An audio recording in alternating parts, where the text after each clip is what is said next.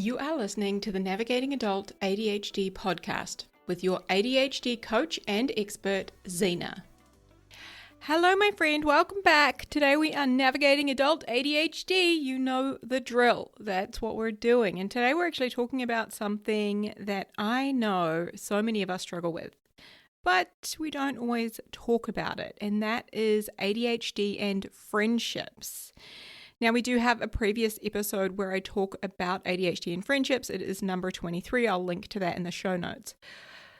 But we are diving deep into this today and coming at it from a different angle with a really powerful example that I know you're going to relate to, because let's be honest, like, friendship can be beautiful, right? They can be supportive. They can be hilarious. They can be the thing that makes life less lonely, but friendship can also be confusing. It can be exhausting, and it can be emotionally draining, especially when you have ADHD.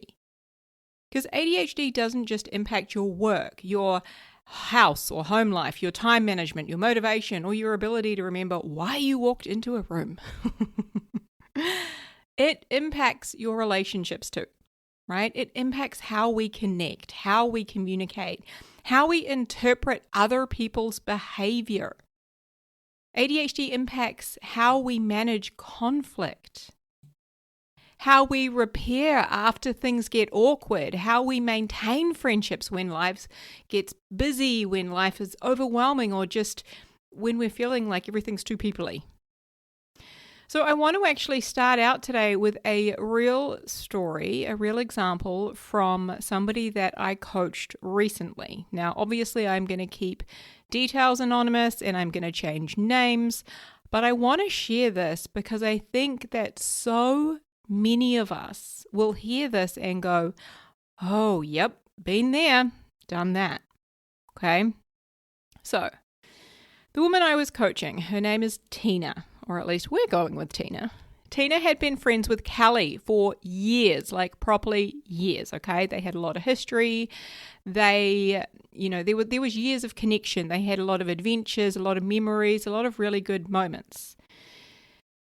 But then a couple of things happened. So Tina's father-in-law passed away, and she told Kelly about this, right? She went to her friend to lean on her friend. But Kelly didn't say, I'm sorry for your loss.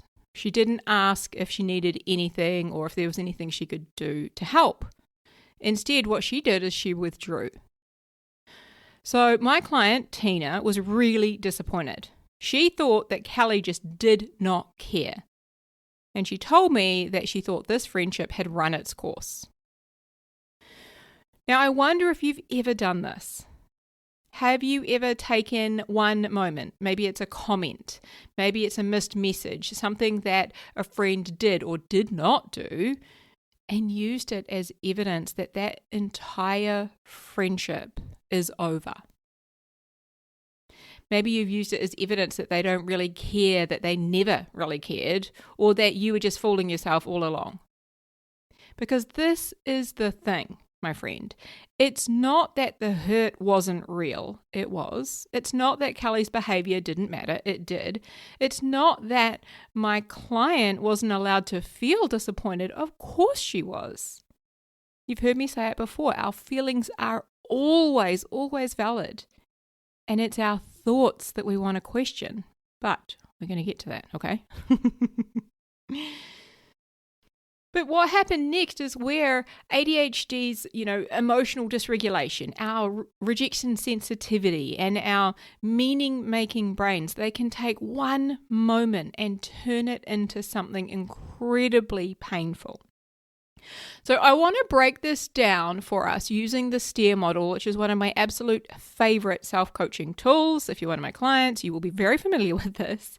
Now, if you haven't heard me talk about this before, I'm going to go through it really briefly. So STEAR, S-T-E-A-R, stands for situation, thought, emotion, action, and result. So this is actually a CBT, cognitive behavioral therapy model, or a psychology-based model. It teaches us the relationship between our thoughts, our emotions, and our actions, okay? It teaches us how our brains work, why we do what we do, why we feel what we feel. And it is an incredibly powerful tool, okay? This is an absolute game changer, especially for those of us with ADHD. This is life-changing. And if you struggle to take action, if you struggle with procrastination, this tool is so good. Okay, so in this instance, the situation we are talking about is Kelly did not say sorry when she learned about the news that the father-in-law had passed away. Okay, so that's neutral. That's a fact, right? There's no emotion in that until we have a thought. Okay, and the thought that Tina had was she's not being a good friend.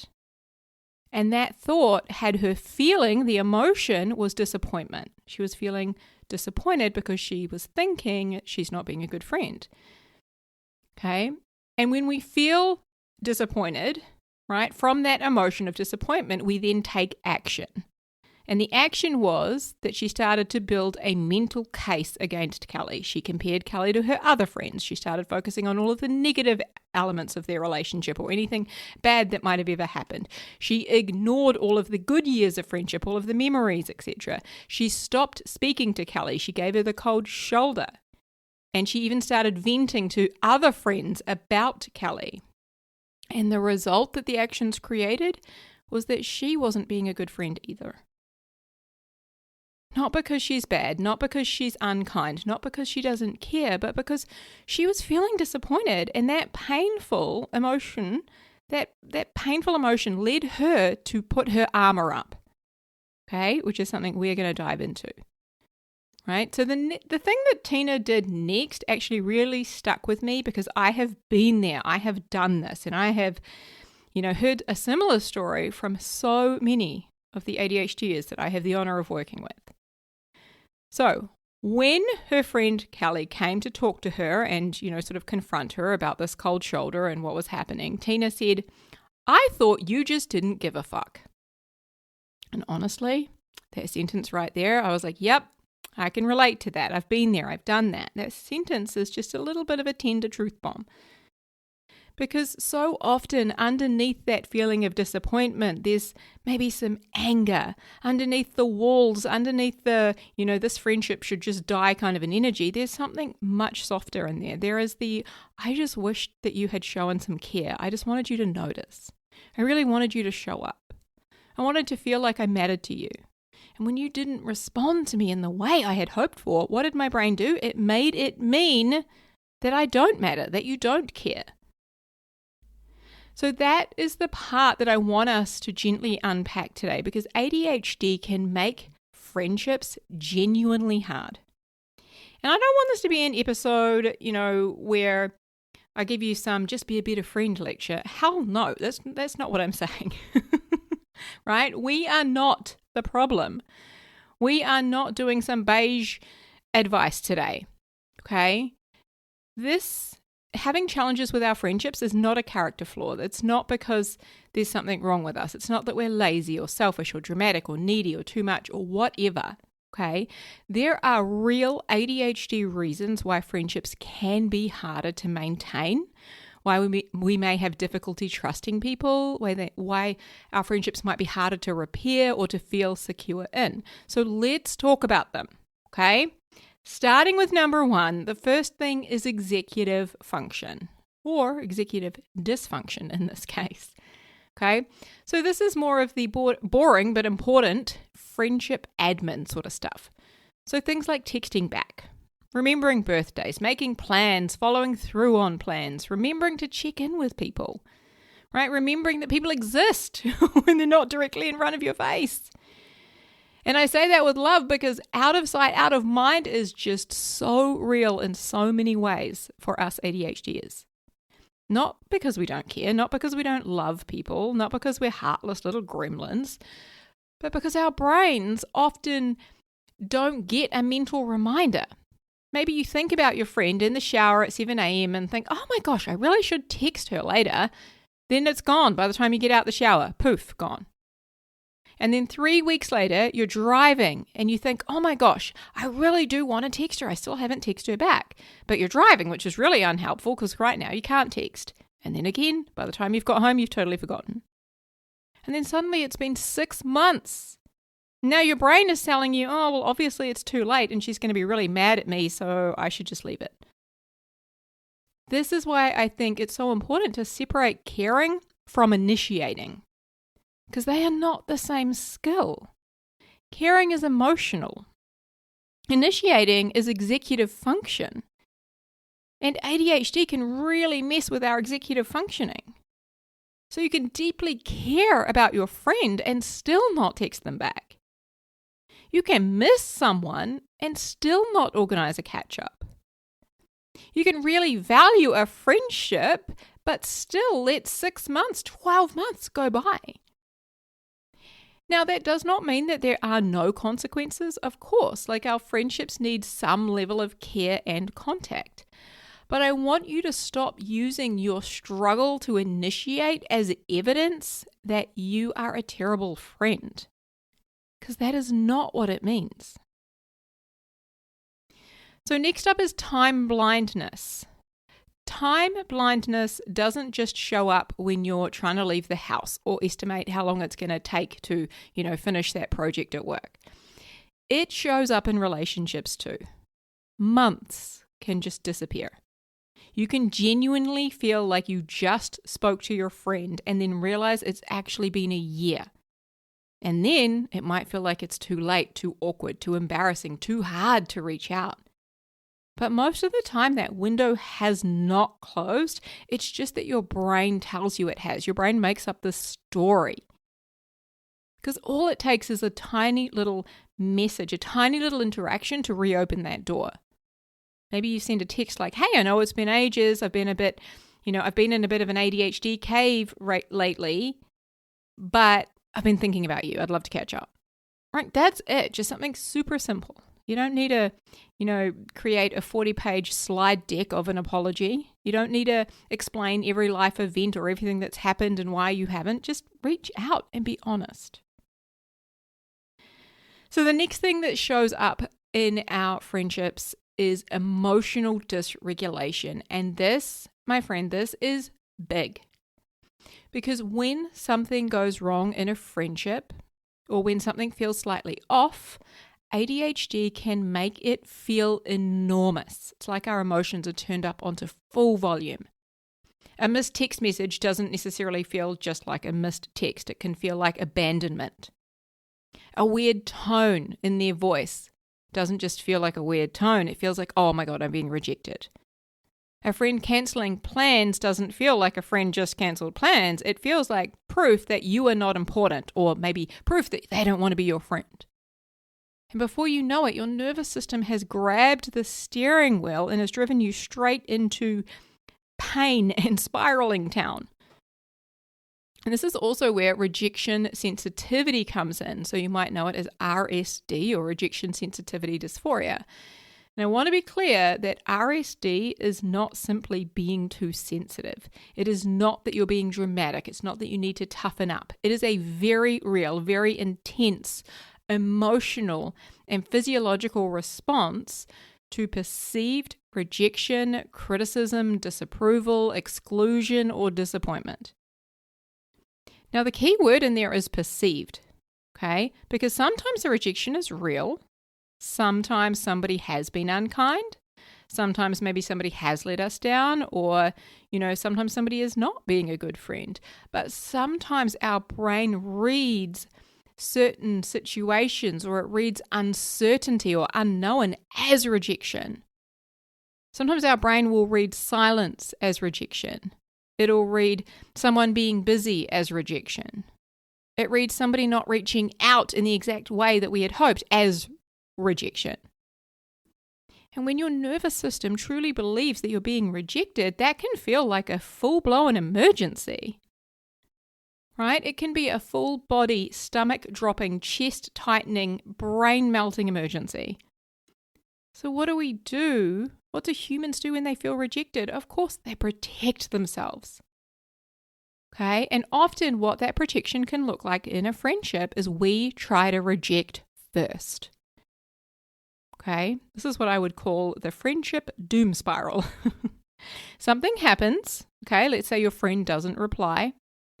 or they don't say that thing you'd hoped that they would say. Maybe they make a comment that lands badly. Maybe they forget something important.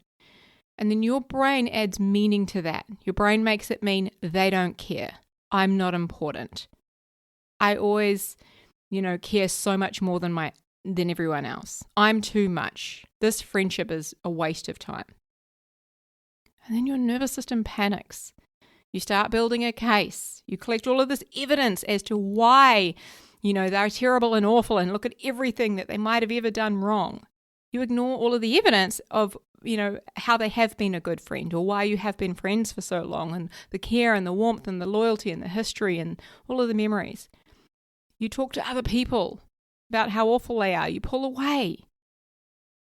They feel that distance. The friendship gets weird. And then your brain says, see, I knew they didn't care. And now your brain thinks it has proof because it created it with that spiral. So there was actually a question that I remember sharing in episode 23. I did an episode on ADHD and friendship. I'll link it, as I said. And that friendship is just that question is so fucking powerful. The question is, what are you making it mean? Because this is one of the most useful friendship questions that we can ask ourselves, okay? What am I making it mean when they don't text back? What am I making it mean when they don't respond the way I want them to?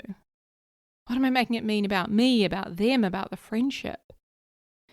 Because there is a huge difference between Kelly didn't say sorry when the father-in-law passed away, when Tina's father-in-law passed away, and Kelly doesn't care about me, right? One is what happened, right? She didn't say sorry. The other is a story. Like, she doesn't care about me. That's a story. And again, I'm not saying that story is impossible, okay? Maybe Kelly was being thoughtless. Maybe she did drop the ball. Maybe she was not showing up in the way that, she would normally show up. But Kelly's behavior is about Kelly, okay? Meaning your friend's behavior is about them, not about you. Kelly's behavior in this example was about her awareness. It's about her capacity, her experiences, her trauma, her challenges, and all the shit she has going on behind the scenes. I actually know that this came out later in the conversation, but I found out that Kelly had in fact lost both of her parents in the last year. So one of the things that's possible here is that she was struggling with her own grief and loss and was unable to have the capacity to support someone else with that. Maybe. Right? But what we definitely know is that in this instance, it's not a verdict on your self-worth. And this part really matters, right? Your friend's behavior, the things they do, the things they say, the things they don't do, don't say, that has nothing to do with your worth.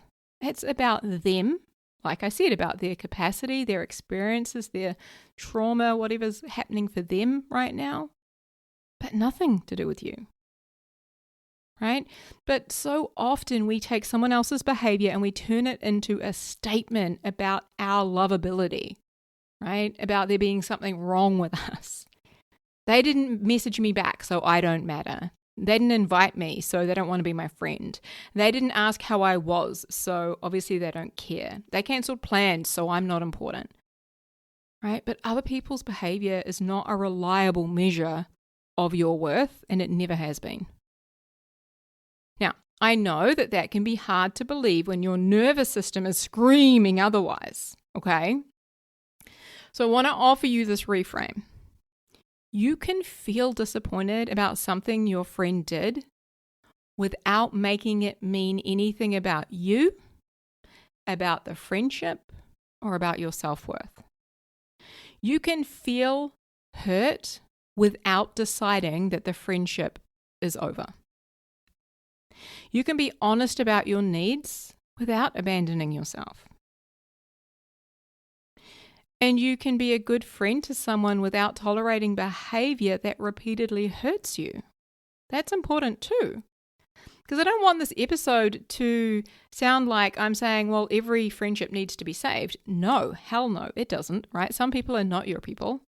Some people repeatedly dismiss you, minimize you, mock you, use you, compete with you, or make you feel like you have to shrink to some, tiny little version of yourself. Okay? This episode is definitely not about gaslighting yourself into tolerating shit behavior. Hell no. It's not about making excuses for people who constantly hurt you, right?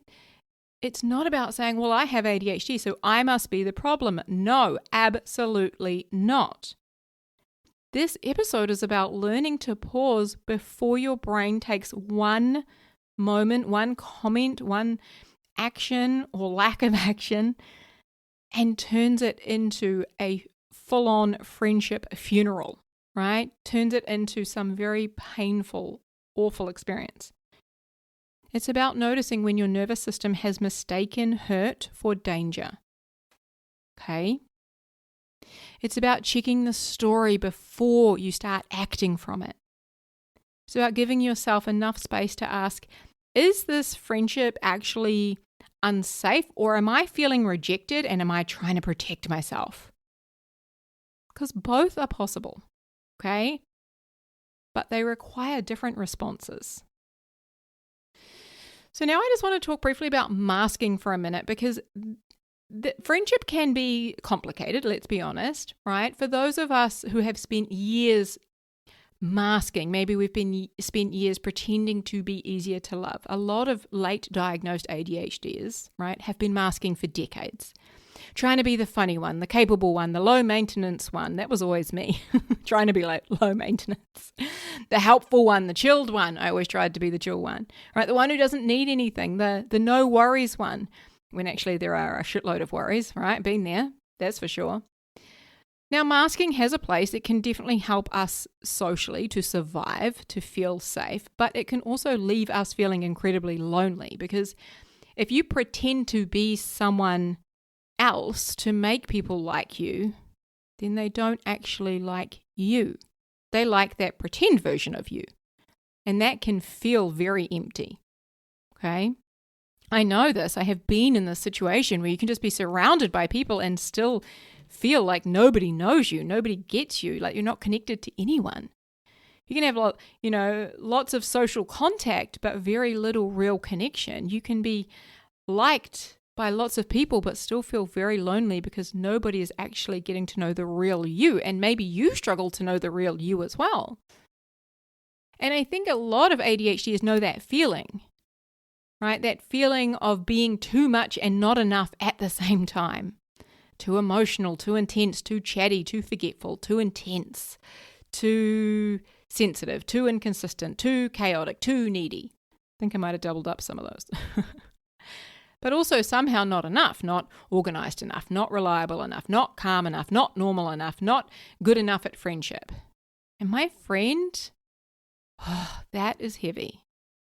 No wonder friendship can feel hard. No wonder sometimes we pull away, or we overthink, or we cling. And actually, that reminds me of another intense sort of pattern that I see in friendship, another thing that happens, and that can be a new person appears, and they're interesting, and they're funny, and they like you, and you get them, and they get you, and you guys like the same things, and, suddenly, boom, there's this friendship hyper-focus. You're texting all the time, you're sending memes, you're making plans, you're having deep and meaningful conversations at 11 p.m. at night about, childhood trauma and whether or not you should cut your hair and get a fringe. But it feels amazing, right? It feels like connection. It feels like, oh my God, this is my person. They finally get me. And then the novelty fades. Not because that person stops to matter, not because the friendship wasn't real, but because ADHD, we have an interest-based attention system. So when something becomes less interesting, when it becomes more familiar, naturally our interest will shift, right? It's like, oh, we've got all of the dopamine out of this, and now it's starting to drop. So the texting slows down. The plans become, few and far between. The dopamine has kind of, it's almost like, what is it where you like shake something up and then it just like the dust is sort of settled. Now, the other person may be left wondering, what happened? Did I do something wrong? And you might be feeling guilty because you didn't mean to go quiet. Okay, so of course that pattern can be painful on both sides. So part of friendship with ADHD is learning how to build friendships that can survive our natural rhythms. Friendships that don't require constant contact to be real. Friendships that have enough honesty in them to say, hey, I'm not always great at replying quickly, but I genuinely care about you. I think my silence is usually from overwhelm, not from a lack of love. I have had that conversation with so many of my friends because that sentence can save a lot of confusion. Now, I want to get personal for a moment because this topic is, of friendships is not just theoretical for me. I have had friendships end in some ways that have really hurt. For example, my childhood best friend, we were close, like inseparable, basically, from the age of 14. And then I think around age 22, she got married. So we were both about 22. And the day after her wedding, there was no big fight, nothing happened. She stopped talking to me and never spoke to me again. No dramatic falling out. No, just went completely silent. Ignored my texts, ignored my phone calls, everything. No explanation, no closure, just gone. And let me tell you, the ADHD brain does not love the unknown and unanswered question. Right? It will chew on that forever. And I have chewed on that. I would say I chewed on that for at least 10 years, thinking, what did I do? What went wrong? For the longest time, I made it mean horrible, awful things about me. I was too much. I did something wrong and I don't know. I should have been a better friend. Right? I'm the kind of person that people eventually leave. So, of course, that hurts. That story is so fucking painful. But when you don't get that closure from someone else, your brain is going to try and create it itself. It's going to create stories. And sometimes the stories it creates, the closure it tries to get for you is cruel. It fills the silence with self-blame. Then there was actually another situation back in 2014 when I moved to London, and I had a really close friend from the travel industry who was already living there, and I moved over and I was living with her, and we were living close. And when I say close, I mean we were sharing a bedroom and we were even sharing a bed. I was led to believe that that's what you do in London to try and keep costs down. So there's this tiny double bed. It's not even a king, it's a double bed, and we had to share that. Imagine if you brought someone home. Let's not imagine that. It just gets weird. Anyway, we were sharing a bed, and then that friendship fell apart. And that was devastating because I didn't have any other friends in London at that time. It was so hard. The rejection I felt, the devastation I felt was all consuming at the time. I didn't even have language for that. And looking back now, I can see things so differently, right? I can see that my friends do not exist just to validate me. I can see that their behavior, even when it hurts, is a reflection of their own world, right? The reason that we had a falling out, that's, the reason she said and did the things that she did, and me as well, right? That was because of her capacity, her thoughts, her values, her wounds, right? Her own trauma, her own history, her own past, her communication skills, right? Her emotional availability. Gosh, I think back to me back then, and I had no emotional availability. I had no communication skills. I didn't even know about the trauma I had. So I can only imagine what a shit show that was for us both. But again, that was not a reflection of my worth, of my self-worth. And I can also see at times, I brought walls into friendships that needed openness. I brought armor where vulnerability was needed, right? I armored up. I was so busy trying to protect myself from possibly being rejected that I was the one sometimes rejecting and creating that distance. And I say that with a lot of love and compassion and understanding for my younger self, because man, was she just trying to stay safe. All right? I wasn't trying to sabotage connection or sabotage friendships. I was just trying so hard not to get hurt. But sometimes the strategies that we use to avoid pain can become the very things that keep us lonely. I'm going to say that again. Sometimes the strategies that we use to avoid pain can become the very things that will keep us lonely. Armor protects you, but it also stops people from getting close, okay? And this is one of the biggest lessons that I have learned. The more you like yourself, the less you will worry what other people think of you. Man, I've learned that so many times. No, let me rephrase that. I continue to learn this lesson over and over, okay? The more you like yourself, like the more you have an amazing relationship with yourself, the less you worry about what other people think of you, the less you need them to validate you or, behave in certain ways. And I don't mean that like some, fluffy Instagram quote. I mean it very practically. When you don't like yourself, right, every friendship becomes this kind of, referendum on your self-worth. Every text tone matters. Every cancelled plan hurts like it's a personal attack. Every silence feels so loaded. Every friendship wobble becomes proof that you are unlovable. But when you build a better relationship with yourself, other people's behavior still matters, but it doesn't define you in that same way. Okay? You can be hurt without collapsing. You can be disappointed without deciding that you are, flawed or unwanted. You can have a friendship end without making it mean that there's something wrong with you or that you're impossible to love. That is a very different way to live. And the friendships in my life now that feel the easiest are the ones where I can just 100% show up as myself, warts and all. I actually don't have any warts, but you know what I mean. Not some polished version of me, not some, low maintenance version, although I'm probably going to turn up in my activewear, let's be honest. As I record this for you, I'm sitting here post gym workout, sweaty, and I'm a mess. I'm so glad you can't see me today.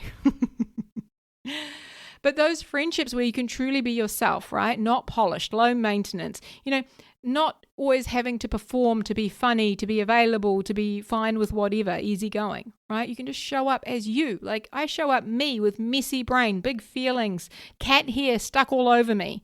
Swear to God, I walked into the gym today with my black tights on, covered in cat fur. But the right people, they don't give a fuck, right? They stay. They like that about you. And not everyone is going to be your person or your people.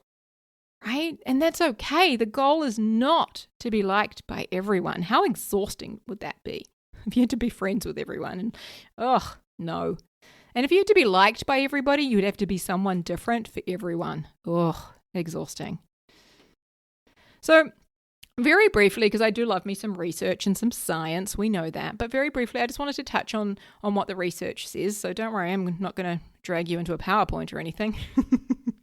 But I do want to validate that what so many ADHDers experience in friendships is very real, okay? Adults with ADHD often report fewer close friendships and more friendship instability than neurotypical adults.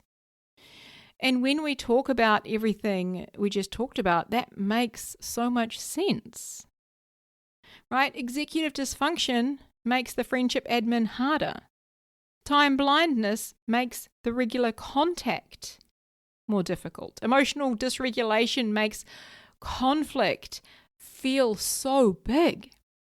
Rejection sensitivity makes, uncertainty feel threatening. Masking exhaustion makes social energy harder to sustain. This is not because ADHDs are bad friends or because there's anything wrong with them. It's because ADHD creates real challenges in the systems that friendships often rely on.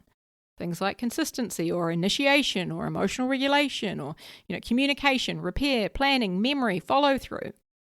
Those are all things that the ADHD brain has difficulties with.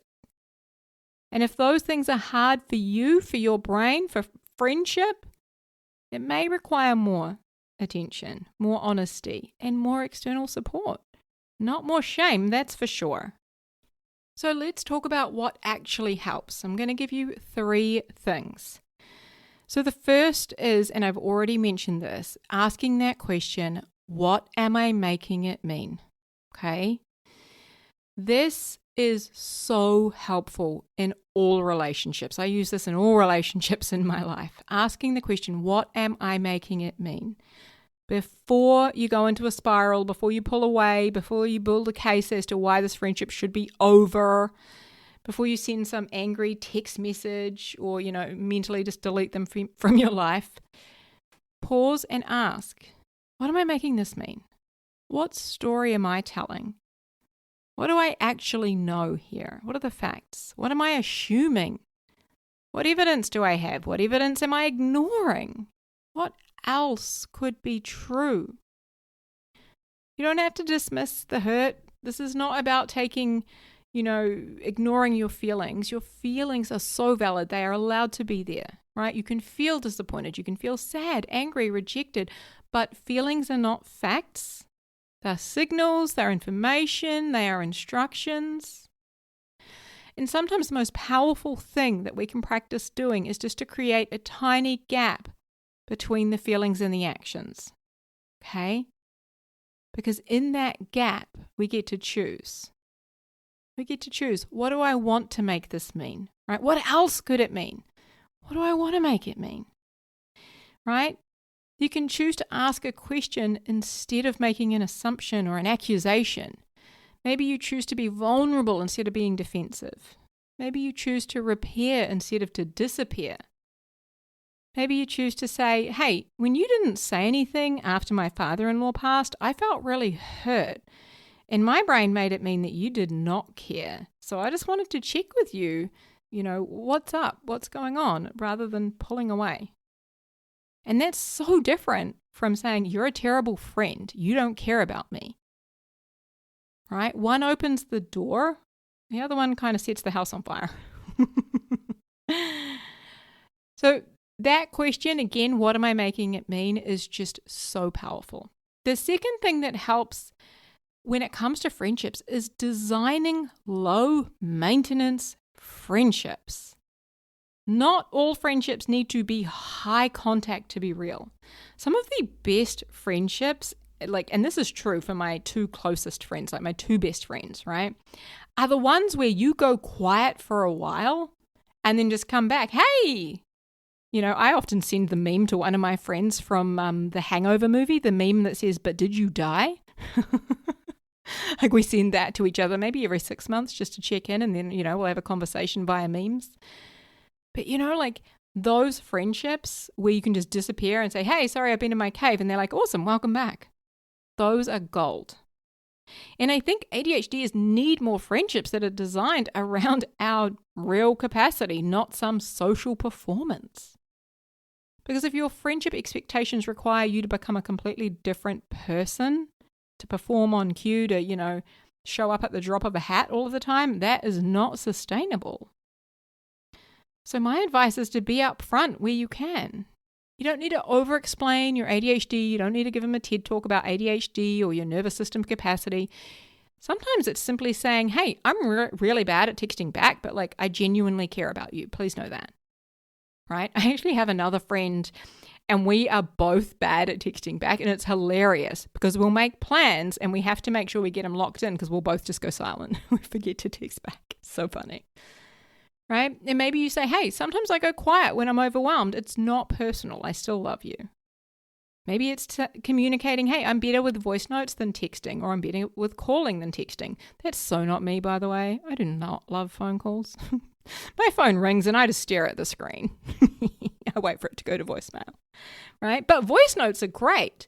So if that's you, communicate that, right? Maybe saying, I love you, but I do not have the social battery for plans after 7 p.m. Hi, that's me. Right? I'm a morning person, not a nighttime person, right? But build friendships around what actually works for you.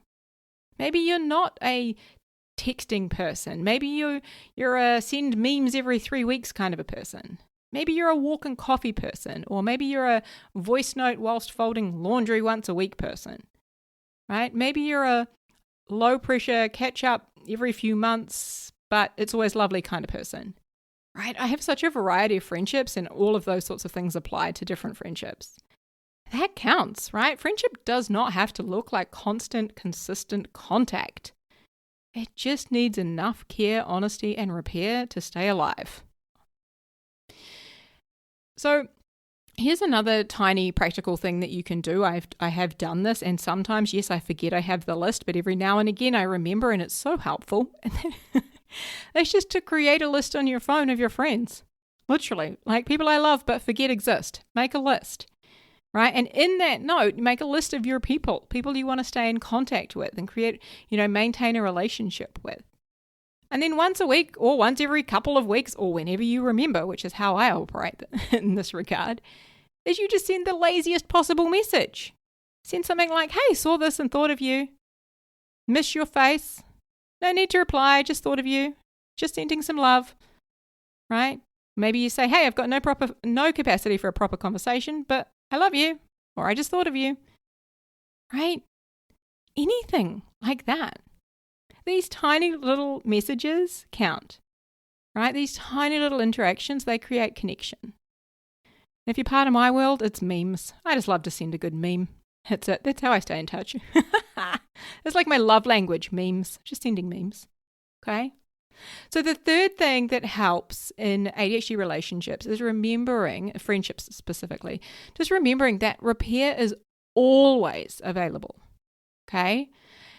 This might be one of the most important things, I think, for those of us with ADHD to hear. You do not have to let friendship die just because of a patch of silence or because your brain has made it mean something. Your brain has jumped to a conclusion, right? You do not have to let one awkward moment become the end. You do not have to disappear forever because you took way too long to reply. You do not have to wait until you can explain perfectly before you reach out. You can repair. You can say, hey, I know I've been quiet, I've been overwhelmed, but I miss you. Maybe you say, I think I pulled away because I felt hurt, but I don't really want to lose this friendship, right? Maybe you say, I'm sorry I disappeared, didn't mean to make you feel unimportant, right? There are so many little things. And one of the things I have found really helpful is with my list of friends is I literally have some of these ideas when I see them or when I think of them or when I've used them or someone else has used them on me, and I'll just copy and paste them and stick them in there. That's where this is coming from. My little bank of phrases I have ready to go, right? I've been telling myself a story that you don't care, and I realized I really want to check in with you and see if this story is true, right?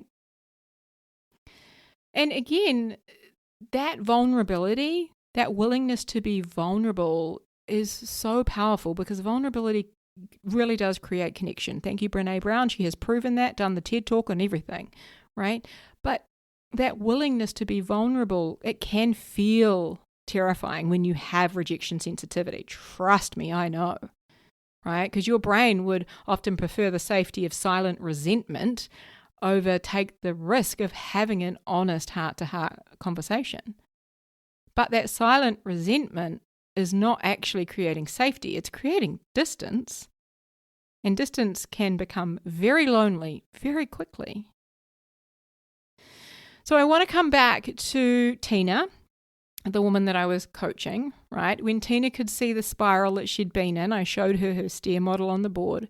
Something shifted, right? She could see that Kelly not saying sorry had really triggered a story for her, right? And that story had become, oh, well, obviously Kelly doesn't care about me. And she could see just how quickly her brain had started to collect evidence, how she'd, started to compare Kelly to her other friends and how unhelpful that was. She could see that, she'd really been focusing on all of the negative, all of the wrong things and filtering out the years and years of good, beautiful, wonderful friendship and memories. But she could also see that she was doing that to try and protect herself. That's why she'd pulled away. So she didn't suddenly decide, oh, everything's fine, right? I think that part's really important. This wasn't some magical, and then she journaled and become enlightened and it was all okay moment. No, she still felt some hurt. She still had things that she wanted to talk about, but she stopped making Kelly's behavior mean that their friendship was over. She stopped building that case, right? She actually opened the door, rather, to the possibility that, maybe this is worth repairing. Maybe this is worth connecting and having a conversation and doing so without the armor, without the defense up. So that's what I want for you too. Not that you keep every single friendship, not that you tolerate shitty behavior, not that you abandon your own needs, but that you stop letting your fear and your, RSD decide the whole story. Okay? And you certainly do not let any behavior in friendships decide or determine your self-worth. Because your worth as a human is not determined by how anybody else behaves. My friend, you were born worthy. We all were, right? You are worthy. You're worthy with a messy brain, with big feelings, with forgotten texts, with friendship gaps, with a nervous system that sometimes panics before you even know what's happened, right? You are not a terrible friend because you struggle to reply. You're not needy because you wanted your friend to care. You're not broken because friendship feels hard or confusing. And you're not immature because rejection hurts. And you're not doomed to be alone with no friends because some friendships have gone sideways. Okay? So my friend, I want to leave you with one question this week. Is there a friendship that you miss?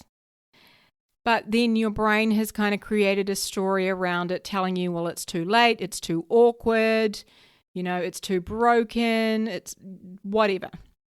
And what might happen if you sent one tiny, honest message? Not a perfect message, not a huge explanation, not a 5-page emotional thesis, okay? No, just a tiny message. Maybe it's, I miss you. I've been thinking of you. I know it's been ages, but I'd love to catch up. Just start there. Okay?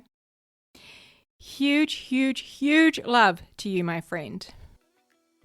Hey friend, if you want some more help navigating and thriving with ADHD and some help applying everything that you're learning here on the podcast, then head over to our website, navigatingadultadhd.com.